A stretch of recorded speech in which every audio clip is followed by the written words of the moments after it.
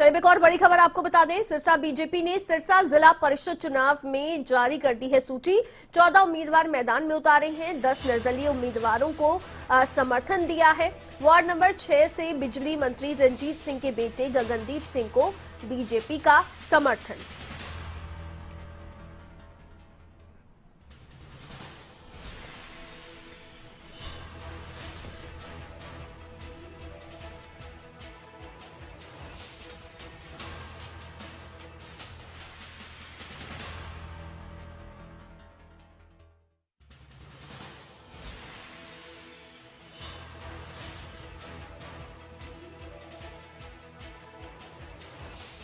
निर्दलीय उम्मीदवारों को समर्थन दिया गया है। 14 उम्मीदवारों की सूची जारी की गई है भारतीय जनता पार्टी की ओर से।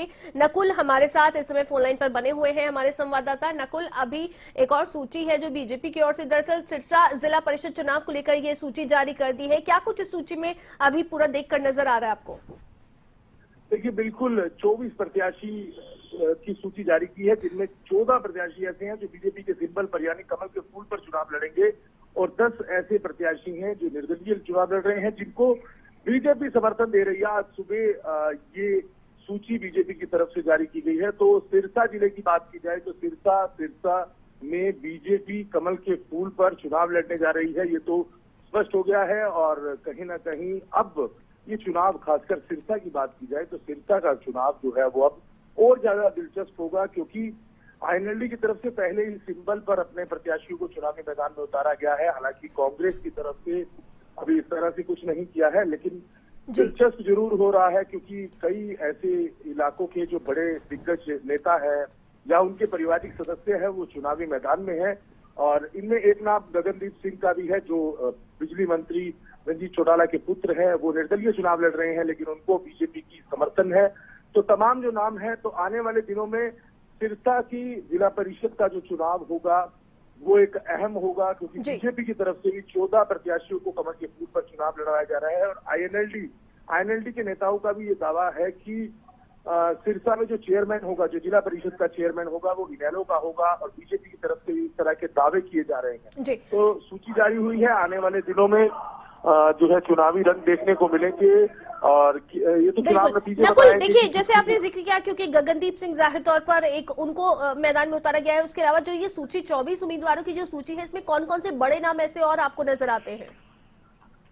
देखिए, उस तरह के बड़े नाम तो नहीं है, लेकिन जिला स्तर के नेता जरूर हैं जो पार्टी से, बीजेपी पार्टी से जुड़े हैं और जो अधिकतर गतिविधियां करते हैं। लेकिन इस तरह से कोई बड़ा नाम नहीं है पार्टी, जिस तरह से चौटाला परिवार का बड़ा नाम है उस तरह से बड़ा नाम नहीं है। लेकिन एक बड़े स्ट्रॉन्ग उम्मीदवार उतारे गए हैं बीजेपी की तरफ से, जो अपने इलाके में अच्छी बैठ रखते हैं, तो उनको चुनाव मैदान में उतारा गया है। तो बीजेपी की तरफ से कोशिश यही रहेगी कि इस बार चेयरमैनशिप जो है वो बीजेपी की चेयरमैनशिप हो, क्योंकि बड़े नेता यहाँ पर चुनाव प्रचार करेंगे। यहाँ पर चयन के लिए ये जो उम्मीदवार है, इनके चयन के लिए क्या खास चीजें ध्यान में रखी है पार्टी ने? क्या जिताऊपन जो है उसको प्रायोरिटी पर रखा है, या और क्या क्या चीजें यहाँ पर ध्यान में रखी गई है? जी बिल्कुल, देखिए चयन किया गया क्योंकि पिछले काफी दिनों से एक प्रैक्टिस चल रही थी चुनाव में किस तरह से नॉमिनेशन होगा। हालांकि इसकी जानकारी नहीं थी कि पहले इस तरह की जानकारी नहीं दी गई थी कि बीजेपी सिंबल पर चुनाव लड़ती है या नहीं। लेकिन आज एकदम से ही बीजेपी ने अपनी सूची जारी की। हालांकि एक प्रेस कॉन्फ्रेंस बीजेपी प्रभारी की रखी गई थी, लेकिन वो किसी कारणों के चलते स्थगित कर दी गई।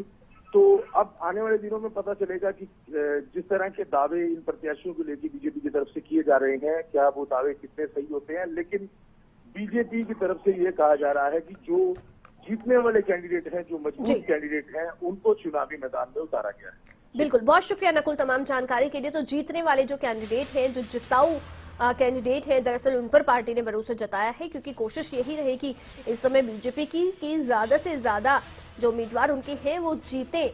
और इस समय देखिए बेहद रोचक, बेहद रोमांचक ये जो चुनाव है वो तो होता हुआ नजर आ रहा है।